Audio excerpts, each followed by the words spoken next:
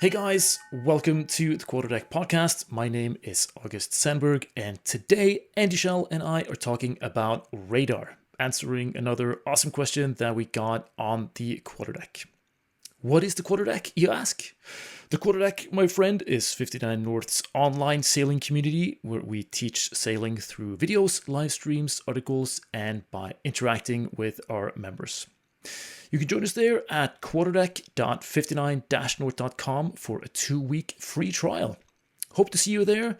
If I don't, that's cool. Thanks for being here listening to the podcasts. If you enjoy it, would really appreciate it if you rate and review us and tell your sailing friends about us. Next week will be the last podcast of this season of the QUARTERDECK podcasts, and then we're going to do a 1-week break, and then On the Wind is going to be back July 2nd. I am going to do the Shetland race on Isbjørn starting on the 19th of June. So stoked for that one. I'm also doing it next year, and there are still bunks available for that. So if you want to race with me across the North Sea in 2025, go to 59-north.com/bunks and sign up right now. All right, please enjoy this week's episode and hold fast.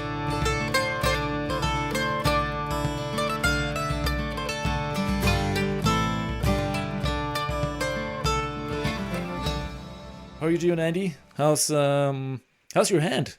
Yeah, stupid story. Just as we were getting ready here, I was up on the roof of the mission control container trying to install a little whirligig thing on the chimney pipe so that I could create some ventilation in here. And cut my hand. I'm fine. It'll be fine. It's not going to affect my golf swing.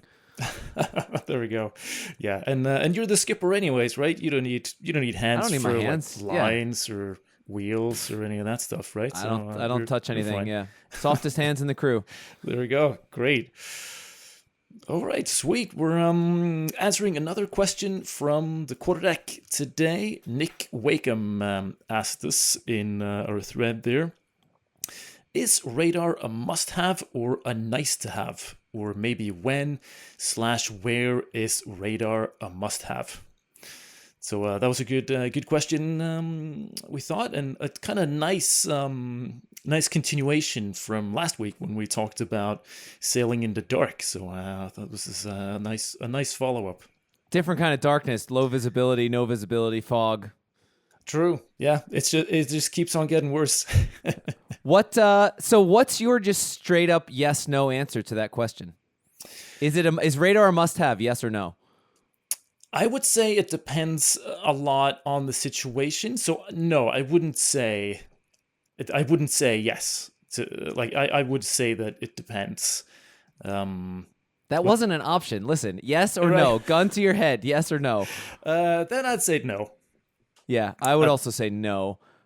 But there are certain instances when it is extremely nice to have, but not.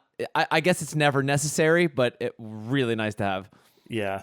However, with the caveat that you got to know how to use it. That I think I have a lot of thoughts on radar in general. First of all, before we get down there, I ask the crew this every time we do these briefings and stuff. What does radar stand for, August? Do you know what radar stands for? Oh, range acquiring. Oh, no, range and direction acquiring something.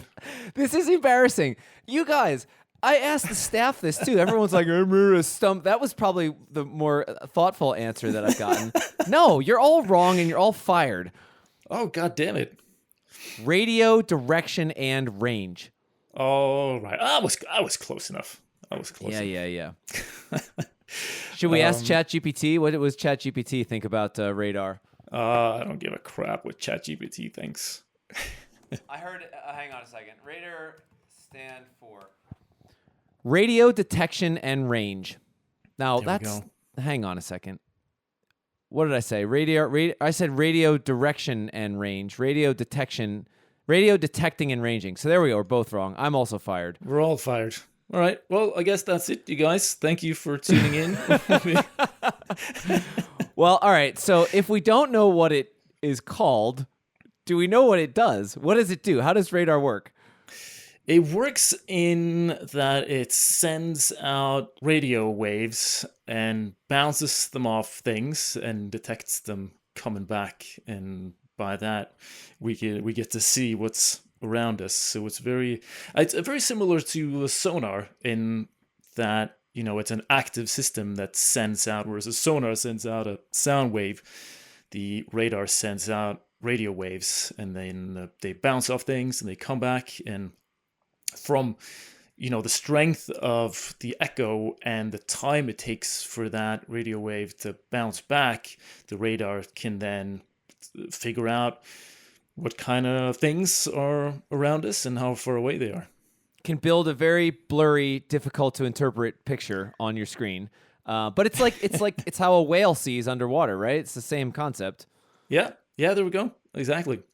So pretty neat. I love radar. I think it's really really cool. But yeah, it does require some skills to use, and I don't think, like, if we were recording this this podcast like 30 years ago, I think I would probably say yes, radar is essential. You should definitely get it. But I think it's like it used to be more essential than it is, because it used to help us like navigate and identify ships and all of these things that's now kind of being done by GPS and digital charts and AIS.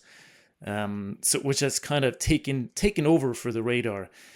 I wouldn't say they do them better, but they do them in a much more user friendly and simpler way than the radar does. I would say too that I don't entirely agree with you there, because there are certain things that radar is the only way the only way to see in the dark or in low visibility, specifically around ice, because ice is not on a chart. Like, we're gonna get to that, I'm sure, but you can't replace that with anything nowadays. But what I've always joked is I think that radar is kind of like incorporated. If you buy like a electronics package from Furuno or Raymarine or whatever, like a full-on modern package, it usually has radar in it. It's got a multifunction screen that can display the charts, the weather. It's like a computer. And I tend to think, because almost nobody gets radar training, so I think most cruising sailors that use radar, they typically use it as an overlay onto a nautical chart, and they're not actually using the radar, because they wouldn't be able to interpret what's on the screen unless it was overlaid on a nautical chart that also overlays AIS on it. Because like, it's very easy to interpret a radar signature of a ship when also the AIS triangle's overlaid right on the thing. But when you look at just a radar screen that only shows you the radar returns, it's just blobs, and it's like interpreting a foreign language. So my guess is that most people that say they have radar and use it are probably using it as a kind of additional layer of data to back up the underlying chart and AIS data, and they're not actually using it purely in radar terms, which is not a criticism. It's just a comment. I think that's probably mostly how it's used. It is a good confirmation. It's because like a nautical chart is based on data that's been taken, and the chart is only as accurate as the data, whereas the radar won't lie to you. The radar tells you what is there and how far away it is, period, because it's visual, or it's radio, what you just described. Yeah, that's true. I think you're right. I think that's how most people use their radars, and it's actually a really good way. If you use that actively, it's a great way to learn radar, because I think to learn how to use radar, you need to use it when you don't need it. Yeah, because you need to look at the radar and see, oh, here's a blob, and then you look up and you see, oh, that's a ship, or that's a mountain, or whatever. If you're turning on your radar for the first time in a foggy, dark night and look at these blobs, you'll have no idea how to interpret that, because the like visual, the radar signature of objects can be very, very different from like what they look like visually. So if you have, you have huge, massive say Navy ships that are designed specifically to not return any radar echoes, and they can be huge and barely send anything back. And it'll depend on the shape, the size and the material that the object's made of, and so it requires quite a bit of skill to interpret that. So that's a really great way to learn. Just look at that radar echo, look at the charts, and look around you and see what they actually, all these things actually look like. Well, the converse to that is like, if you don't have that, if you only have a radar screen and you're navigating with it, but you're not used to it, you are only going to know that it's working if you actually don't hit anything, but you're never going to actually know what you saw, right? Like, you can avoid objects, I guess, but you're never going to have that sense of confidence that, like, yep, I know that it's just going to be, it's going to feel like luck, I guess. And I think that's another thing too, is to learn it and to learn how to trust it. And we'll get into all the different uses for radar. But again, I think we should start with, like, I think we both agree that no, it's not an absolute diehard must have, but it's extremely nice to have. And it's going to be almost necessary in some specific instances. Yeah. I would agree. And it's, I like what you said about how direct it is, like, because it's very, radar will never lie to you. It might be difficult to interpret, but it's just like very raw, direct data, and there's very few layers in between the real world and you as the user. Like, if you're using digital charts and GPS and AIS, you're kind of relying on just a long chain of technology that's subject to a human error and issues. Like, radar is so direct.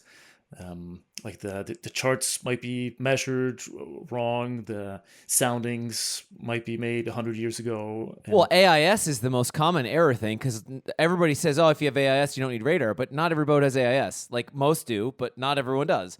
And radar will show you the boats, unless, like you said, it's a Navy ship that's, not going to give back a signature. But radar will show you what's there. AIS will only show you what is being received, so it has to be transmitted. True. Yeah, absolutely. So and it's that's kind of this advent of AIS kind of has made radar a lot less used and I think less understood. There was this in my interview with Simon Prestø here on the Wind podcast, he told a story of two ships colliding, following the instructions from traffic control, and there was an accident, and it turned out traffic control had stopped using radar years ago. They only relied on AIS, and it was a GPS spoofing incident. So wow, where was this? Was that? Where was that? I can't remember where it was. But that's interesting. That's like so radar is kind of going out of fashion a little bit, probably because AIS most of the time does the job just fine, and because it is much harder to use. So, and that's something to keep in mind, especially we're talking about using the radar to detect things around us, but I guess there's a whole other conversation about how to be detected by radar, and we have like radar reflectors and all sorts of stuff that you could do to make sure that other boats see you. And it's a good thing to be aware of that. I think people used to watch the radar screens much more diligently in the past. Interesting. Now, so have you ever had like formal radar training, and or do you remember the first time that radar that you like, it was like your aha, yes, I understand this now? I mean, it was a part of my skipper's training when I did my Norwegian skipper's certificate. We even did, they have these like plotting sheets, the big papers, and you would plot objects and calculate their course and speed, and this whole felt like a Second World War radar operators. Really cool. Did you have like a glass pane with like a grease pencil where you could draw things on? Oh no, it wasn't that cool. It was only paper. That would have been sweet. Because I remember someone that we've both sailed with on our 59 North trips. Mark was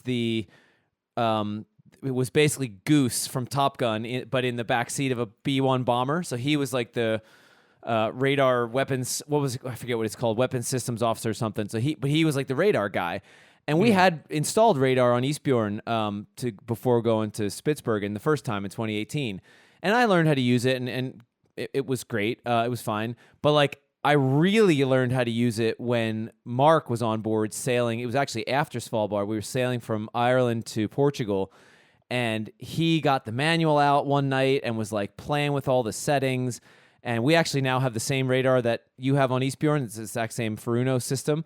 But he was showing us how to dial in the different gain settings to be able to detect, like, we were in a squally area and how to, like, sail around squalls and stuff. And, like, getting that lesson from Mark, who was, like, spent his entire career using radar to, real high-stakes stuff in the backseat of a freaking Air Force bomber. That was one of, like, the coolest, like, real-life scenario. I'm getting taught by a real expert here. This is awesome. And ever since then, that was kind of like my light bulb aha moment of like, oh, okay, this is a very neat tool. Yeah, that's Mark is great. He gave me a couple lectures too when we sailed together. That was really great. He knows his stuff. But I was introduced to radar very early because this little fishing boat that we had that I kind of grew up on, that was what we had on that one. We had paper charts and radars, so we would use that a lot to navigate with, and I thought it was really fun to just press the buttons and turn the dials and look at the green lights when I was young. So I got introduced to it very early. And, that's cool. I never had radar until Eastbjorn in 2018. So like we sailed across the Atlantic on Arcturus in 2011, across the Grand Banks in Newfoundland in heavy fog a lot of the time and didn't have radar. And like, I guess didn't miss it at the time because I didn't know what I was missing. I never sailed on a boat with radar before, but like in hindsight, it would have been awfully nice to have.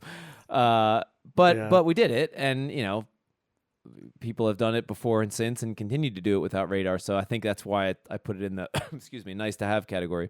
Yeah, for sure. I remember how we would mainly use it for like navigation, and it's pretty cool just to see, like, you have your paper charts out and you're not quite sure where you are, and just light up the radar, and there it kind of shows you the contours of the land around you, and like, bam, there it is. So well, even like back in the day, this isn't quite radar, but works on the same principle. They had these RDF beacons, so like a radio direction finder. It was like a buoy or a lighthouse would transmit a radio signal. And my dad has one of these from back in the 70s, and it's like it looks like a hand-bearing compass, but it's like you just like scan the horizon and it'll hone in on that signal, and then it's like, okay, that's the lighthouse in that direction. It's very directional, and that's basically doing the same thing, just on even a cruder scale. You're not getting a picture; you're just getting like an audio tone. It's like, oh, there it is, locked on that way. Yeah, get a bearing. That's really cool. Pretty neat. So should we talk about like what should we rank, I guess, like the scenarios where radar is like, almost mission critical down to like nice to have, down to like probably not necessary. Yeah, that's probably. And also even like in some cases it can do more harm than good. Like we should talk about the concept of a radar assisted collision. You heard of that? No, that's great. Well, so radar assisted collision is like, because radar, as opposed to your chart, like when you're looking at a GPS on a chart plotter, you see your little boat moving across the chart screen or whatever, and you see all the other, it's like an AIS targets, it's all true motion, so it's actually what's happening. But when you look at a radar screen, it's all relative motion, because the radar is moving while it's transmitting and receiving. So you're usually the center of the radar screen, and you can either change it to like head up or course up or north up. Sorry, head up or north up. But like your boat is stationary in the center of that screen, but in reality, your boat's moving. So if you see a target out in front of you that is getting closer to you, there is no way for you to tell, are you both going in the same direction and you're just going a little faster and gaining speed? Is he coming the other direction and going to pass you? You can't know that without actually plotting both your position and the radar signature's position on like what you were explaining in order to get the true motion. So when you make evasive maneuvers only looking at the radar screen, that can sometimes cause you to do the opposite of what you should have done, hence radar-assisted collision, because it's showing relative motion. And that's why what I said at the beginning, it's so important that you understand how to use radar, because it's not like looking at a chart plotter. True. Yeah, that's right. My radar lessons are coming back to me now. Like you need to put your own speed in there too. That's it's a little complicated. It's true. So when is radar necessary? I think if there are a couple of instances where it is absolutely required, that I would like just start like heave to rather than continue without radar. And those would be, you mentioned ice, which is a good one. Anything that you can't see, that either because it's dark or because it's foggy, that doesn't send you any AIS signals, I would say radar would be absolutely necessary. If I was sailing through, yeah, go ahead. Not just ice, but like small boats that don't have AIS, like crowded areas. Crowded areas, low visibility, no visibility. Because even in the dark, like if boats don't have AIS, hopefully they're showing nav lights or something. They're lit up somehow. Even if it's just a guy in a canoe, he's going to have a headlamp on maybe. But like if it's foggy, you're not going to see that. You're not going to see anything. That's true. I was way back. I sailed through what I think was just a huge fleet of fishing boats at night. It was off the coast of Portugal, we're quite far offshore, but it was that with the kind of latitude. Just tons of boats, and none of them had lights, and none of them showed AIS. And why? Maybe they were, I don't know, Chinese fishing boats, kind of doing little fish thefts in European waters or something. I don't know, but they were just completely dark. It was like we passed one really close, and like holy shit. And then luckily we did have radar and we could use that, but that was really scary. Yeah, I have a good story of going. So this was just from last year. We were coming up to Greenland, and like sure enough, I was trying to time the arrival. There was like a belt of ice on the ice charts that extended for like 60 miles off the coast before we made landfall, and we were trying to time it there to at least get there in daylight, because we had like maybe 6 hours of darkness. So, all right, let's at least get there in daylight. Well, sure enough, we got there in daylight, but it was so foggy. We had pretty clear trip all the way from Newfoundland, and sure enough, we get to this ice belt, and it's so foggy. And so we said, all right, and we were going fast. The boat, we were sailing like 8, 9, 10 knots, full sail. And we said, all right, we're at the outer limit of this, according to the chart. Turn the radar on. Somebody's on radar watch constantly. The second we see our first radar signature, we're slowing down. And we saw our first radar signature we didn't know it was ice, but we suspected it was ice. There's nobody else up there. And put 3 reefs in the main, put the staysail up, rolled up the jib, and slowed down to like 5, 6 knots, and basically had to navigate our way into the last 60 miles into Greenland entirely on radar, because that's it was just icebergs. They're not going to give you any AIS or any other. And it worked. It worked great. And we were, even though it was super heavy fog, we had somebody stationed on the bow. We could see the little bits of ice that aren't going to show up on radar.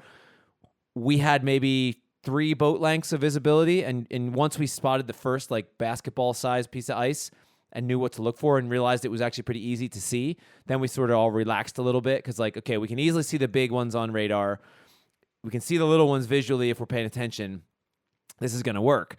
And what was really cool is you see these pretty big targets on radar, but because you can't see, you don't really know what you're looking at. And then we passed one fairly close, maybe a quarter mile or something, and that the fog started lifting, and you could just see like in the loom this like giant freaking iceberg side, and it was like, whoa! There's a great James the Sailor Man has a great video of this on his YouTube, because he was on the boat for that, of just like the astonishment that all these big targets we see, that's what they look like. Holy crap! That was pretty neat. And that was probably one of the few times like in my sailing career that I've actually really legitimately could not have done that last leg with any sort of confidence or safety or speed without radar. Right. Like it would have been we probably would have just hove to and waited for it to clear. Yeah. Or sailed extremely slow, because if you wind up, because it was a windy day, it's like 25 knots. So if you're only going visually and you wind up 3 boat lengths away from an iceberg and now it's a lee shore, you don't have a lot of options there. Yeah, no, then you're definitely screwed. So Yeah. Radar sounds pretty essential in that situation. So I would say like it's yeah, you could probably do it without radar. I mean, there were certainly other boats up there. That little Contessa 32, I don't recall if they had radar or not, but man, it's so much safer and easier if you have it in those cases. For sure. I remember one time we were when I was sailing Isbjørn from Iceland a couple of years ago, and we arrived into a place called Kullevo on the very north of the Shetland Islands, and they had built a new harbor there with like a pretty huge breakwater that just stuck out right into the channel there.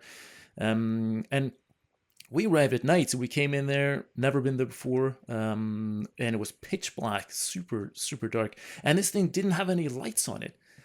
It was stuck out, and because it was so new, it was like brand new, it wasn't on any of the charts. None of the pilot books have that. And that's something to keep in mind. Like there's harbors and breakwaters and all sorts of stuff being made around all the time, and it takes quite a bit for these changes to make it through that whole system and into your digital charts. So that was a time where radar was essential. Luckily, we knew about this because the year before, Isbjørn, or no, actually earlier that season, on the way north that same season, Isbjørn was celebrated as the first boat to visit the new marina in Kullevo. Oh wow, cool. Yeah, they were at the opening party, so so that was pretty sweet. So we knew about this, but like that was a pretty scary situation. So I have a similar. This is an aside. It has nothing to do with radar, but on the concept of like how often our charts updated. I'm sure I've told you the story, but we sailed Ice Bear into the Dominican Republic in 2019. In fact, it was the very first ever 2-boat trip where Isbjørn and Ice Bear were sailing together, and there was this little bay. It was in Samana Bay, is this big bay on the east coast of Dominican Republic, and on the north side of Samana Bay, there's a little harbor, like a little town. There's no marina or anything. Well, there is a marina, and that's where this comes to. You know the story I'm going to tell. Yeah. So there's a new built marina around the outside, but then you can go down this sort of narrow-ish channel and anchor off of the main town. The marina's like outside of town. And on the chart, there's just like this circle of shallow water right smack in the middle of the channel that's not marked or anything, and it's like a not almost symmetric circle that shows like, I don't know, 5 or 6 feet, and with just enough room on either side to like sneak through. And it was very odd. We're motoring in there. We're like, okay, we got to be careful. It was daylight. Let's pay attention. But nowhere, like the water was clear in the Caribbean. Like it didn't appear that there was like a shallow bank there. So we got to know this local guy who became kind of our fixer. He like brought us fresh water and helped us clear customs and stuff. And after a few days there, I was like, so what's up with this like shallow spot out here? Like this seems weird. And apparently the government was involved in building this super yacht marina around the corner and deliberately put a shallow area on the chart to discourage super yachts from going to the anchor in town, to get them to go over to the marina and spend money in the marina. And there wasn't actually anything there. So we tested this theory on the way out and drove straight over it, and we never saw less than like 40 feet on the depth sounder. So there's some government corruption in your chart drawing there as well. There you go. Yeah, everything your chart data can get filtered through. Government corruption being one of them. Yeah, exactly. There you go. Yeah, no, really makes you appreciate the direct info that you get off your radar. Yeah, that was pretty nuts. Another good example of when radar really came in handy. This was also on Ice Bear, sailing on the south coast of Newfoundland. And you get Newfoundland is notorious for fog. You're just on the Grand Banks there, and there's all these like steep fjords cut into the side of the south coast of Newfoundland. You read about it, it's very similar to like the fjords in Norway. It's granite cliffs and not as spectacular, but pretty neat. And these give a very, very clear radar signature. So when you're none of them are marked or anything. There's decent charts, and it's very deep, usually at the entrances to these fjords, but they're real narrow. But like you can very clearly see the entrance to these fjords because it's just like on the radar, it's like wall, opening. And it's like, okay, just go through there. And that, we used that a couple times because it was foggy the whole time we were up there. In one fjord, back out again, into the next fjord, back out again. And you're sort of using it in conjunction with the charts because they're pretty well charted. But it gives you just an extra layer of confidence that like, okay, the chart and the GPS tells me I'm here. The radar also tells me I'm here. So therefore, I have to be here. And then as you get close enough, you can see the cliffs kind of out of the gloom. And then you get your visual, but it's pretty neat, and that's a pretty good example. Like if you're sailing in an area, I mean, like Emma, who hosts the podcast for us, she sails up in Maine now. She's based in Portland, Maine. Like I'm pretty sure that she's gonna say radar in Maine is kind of an essential thing because it's for the same reason, all the fog. Although I wonder if the lobster pots in Maine show up on radar. Doubt it. Well, you can if it's flat enough. It's remarkable if you just turn that gain all the way up. It's remarkable what you can pick up.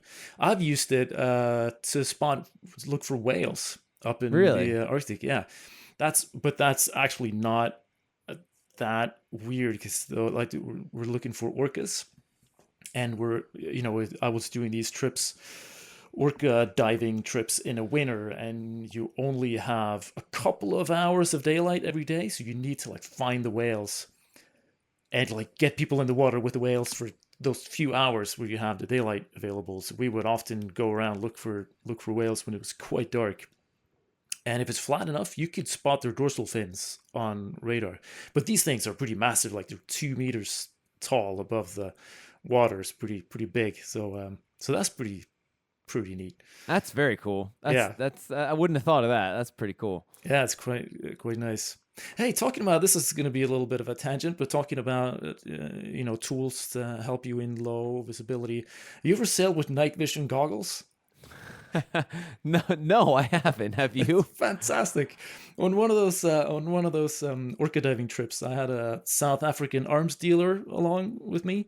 And he brought this set of super neat night vision goggles. And they were just absolutely fantastic. Like the whole world just lit up around us. And it was just fantastic.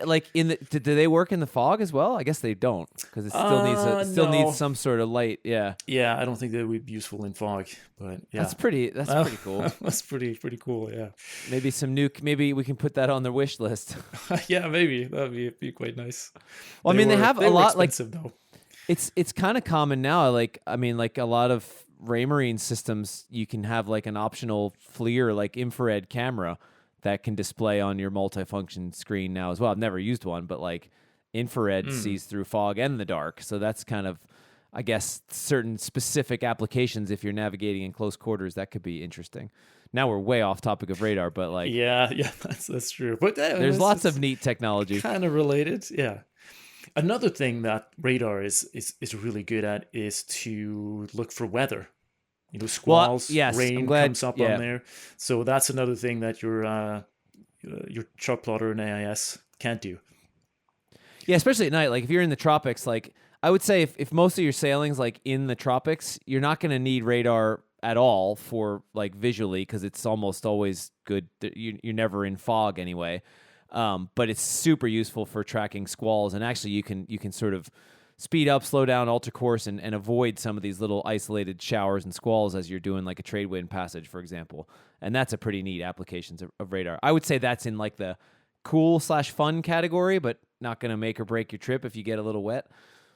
Yeah, that's true. Well, I mean, if you have just tons of sails up and are just riding on the very edge of what's safe, then it could be quite nice to get a warning of those squalls. So it can change your strategy. Some people just reef down at night just because. Whereas if you're tracking squalls on radar, you can you can reef as needed because now you can see when the squalls are coming. So that's, a little bit nuanced there, but I think that's a good application. Yeah, there you go. Yeah, so there's I would say there's tons of good reasons to get a radar for Nick here, but it is it's a couple of downsides to installing one as well. They're quite expensive. One, and they're also a bit of a hassle to install. Like it's quite an invasive installation. Like you either need to put it quite high up on the mast where it's gonna tangle up all your halyards and make a mess of things, or you need a pretty tall, like dedicated stand for it in the cockpit, which is all it's it's not just slapping another antenna somewhere and there you go. It's pretty big. Yeah, it is. Yeah, for sure. I'm personally partial to like the dedicated radar pole. Both Eastbjorn and Falcon have a pole on the back. The radar sits at the top of the pole, and then a bunch of other antennas sit on an arm coming off of that, and like everything's in one spot. It's behind and above everything. I think that's the best way to install it. I don't like when radar's on the mast because you're inevitably going to whack it with the leech of your jib as you tack, and it's just more vulnerable. Yes, you can potentially see farther because it's higher up, but like I don't think it's worth the benefit. Yeah, no, that's me too. I'm not for putting them up in the mast. Radar on sailboats also has to be leveled because like it only transmits I think it's like a 7-degree band of radio energy. So if you're heeled over hard, one side of the radar is transmitting up into the sky, the other is down into the water. So like you need a way to level it so that you get a clear picture, or you're just going to miss everything that's there. Yeah, that's true. That's another issue, and they're also quite power hungry. Like they take a lot of power, so that keeping them, say, watching for squalls and stuff. If you're doing a big crossing, you might choose not to do that, even if you have the radar, just because it takes so much power. Do you leave yours on all the time, or do you typically only turn it on when as needed? I just turn it on when needed. Yeah. Though, it depends a little bit if there is, if it's kind of, if some of the watch is down below looking at the charts and stuff, and maybe because it's a little unpleasant outside, and not everyone is out in the cockpit. Somebody's sometimes down at the nav station and just listening to the radio and looking at the charts. I'll turn it on just because then you have somebody looking at it anyway. If it didn't have any power requirements, I would leave it on all the time. But yeah, that's not the case. I guess we can talk a little bit about different types of radar because they're not all the same technology. I mean, they all operate on the same principle, but and this is a little bit out of my comfort zone because I don't know enough about the new stuff. But like there are the radars that we have that you're talking that are power hungry are the kind of old fashioned magnetron based radar that uses a lot of energy. And I think some of the new solid state radars, as they're called, supposedly, or chirp radar, there's all kinds of new stuff that I'm not that familiar with, but supposedly they use less electricity and supposedly are higher resolution at shorter range.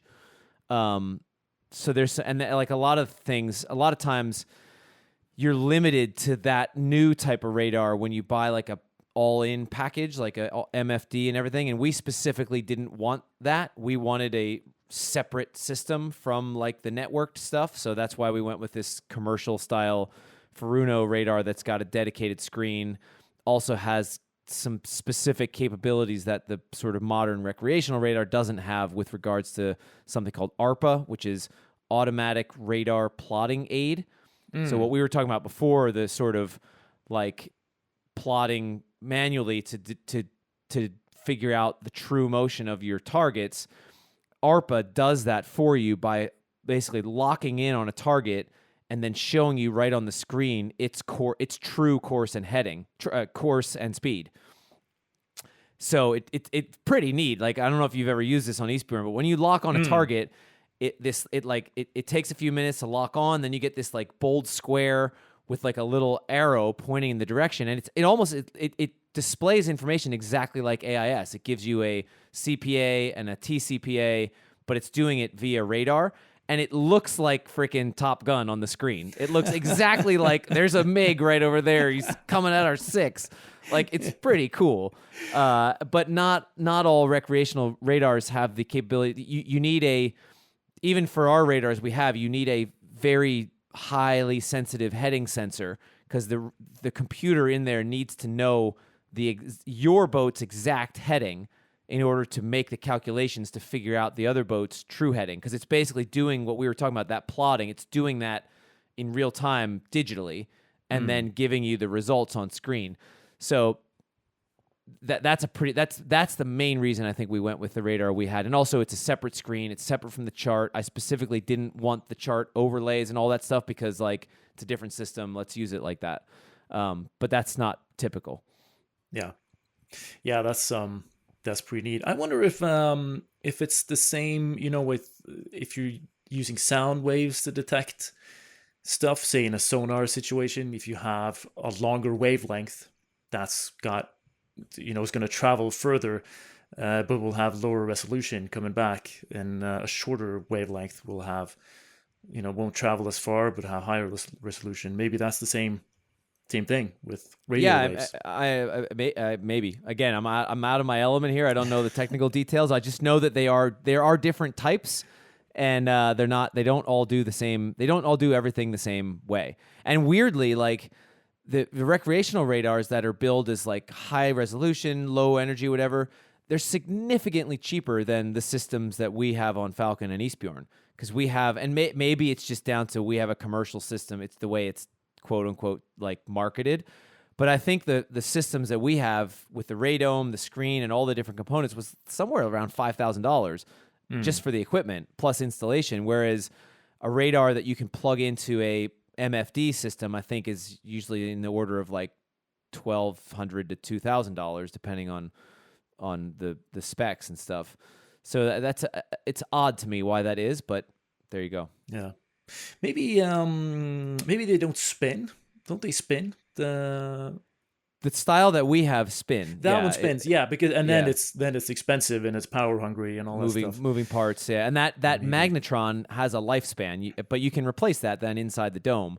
But I think the limited amount of time we use it, I think the lifespan's pretty long. Yeah, I would think so too. Yeah. One thing that people often comment on when we use the radar or just like look at it and have fun on the boat, people will ask like, oh, I thought we were here, this all looks familiar on the chart, but this island's gone, or there's something missing here.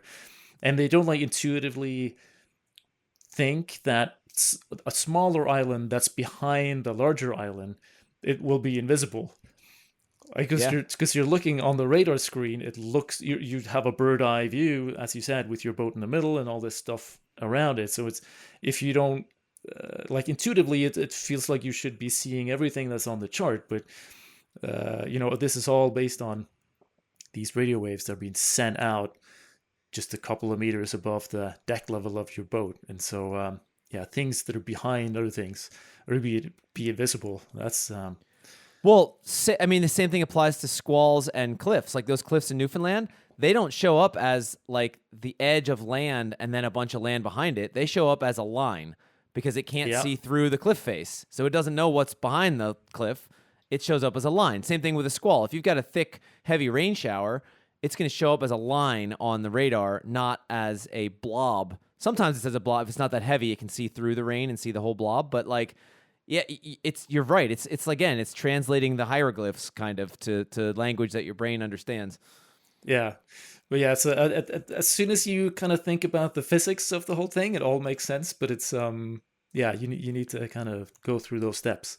And those buoys and lighthouses that I mentioned that transmit a radio signal, like they still do that, and they will show up extraordinarily clear on your radar if if there's an object transmitting an active radio signature. Your radar will pick that up. It looks like a lightsaber on your radar screen, and it's like no question that that's what that object is, which is also pretty neat.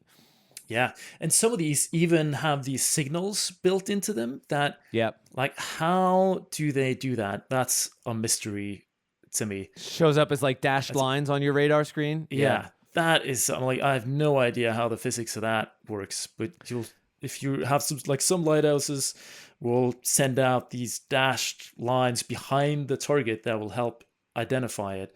And also, if you get, these man overboard radar beacons, they will do that same thing. And as you get, I'm not sure if you've seen this, but they will show up these dashed lines behind it, and as you get closer to it, it will kind of turn into circles that circles the object. It's all like a bullseye on your screen. It's like a homing beacon. Yeah. I mean, what's so cool about this is like radar's been around for like 75 years, right? Yeah, it was the Second World War. Yeah, Won so the like, Battle of Britain. We're talking about really old but like refined, reliable technology that still has a absolute place. I mean, you and I talk so much about Celestial and all this stuff. Realistically, Celestial is saved for the romantics, but radar is actually a practical tool that has a very lot of uses that is still not been replaced yet. Like a sextant is obsolete, practically speaking. Radar is not obsolete, practically speaking. There are certain cases where it is the only tool that will allow you to do what you're trying to do, and I just think that's pretty neat. Yeah, it is really cool. It's kind of all of this, it's analog stuff. It's just kind of raw data. No, I do like that. Should we segue? Like, I think maybe we're gonna do this next week or another time. But my favorite use case of radar we haven't talked about because we're saving it for next week's episode. Oh, we're saving it for next week. Oh, I think we got that episode. It's not going to be just about radar. There's a lot of stuff, but to tell if some of you that follow us on Instagram already know the story, but the hint version is. A boat went missing in an anchorage in Barbados, and Mano and me on Falcon, using radar, came to the rescue. And there's a lot of lessons to be had from that story, but we would not have found this boat without radar. Yeah, that is one of my favorite sea stories. So I'm looking forward to hearing it again next week. That's gonna stay tuned to that for next week. It's gonna be great. Did we miss anything? Did I get ahead of myself there? I think we got it. Yeah, I mean, I think we're both very pro radar. Nick, it all depends whether it's a must-have or not. Will depend on your situation. I think if you're just like coastal sailing, if you're not prone to foggy conditions and you're not doing any night sailing, I would say it's probably not worth the expensive and invasive installation. But if you're going far, if you're going offshore, if you're going up into the high latitudes, I think, yes, we would recommend a radar. And also to get some training and getting familiar in how to use it. Agreed. Cool. All right. Thank you very much, Nick. Thanks for the question. Thank you very much, Andy. And everybody stay tuned for next week's episode where we're going to tell the full story of Andy's favorite radar moment. There we go. Great. Thank you, Skipper. Good chatting again, as usual. See you next week. You too, Andy. Thanks. See ya. Hold fast. Hold fast. Thank you very much for listening. If you want to join the Quarterdeck, go to quarterdeck.59-north.com. The Quarterdeck podcast is produced by August Sandberg for 59 North. Music is by the Storm Weather Shanty Choir.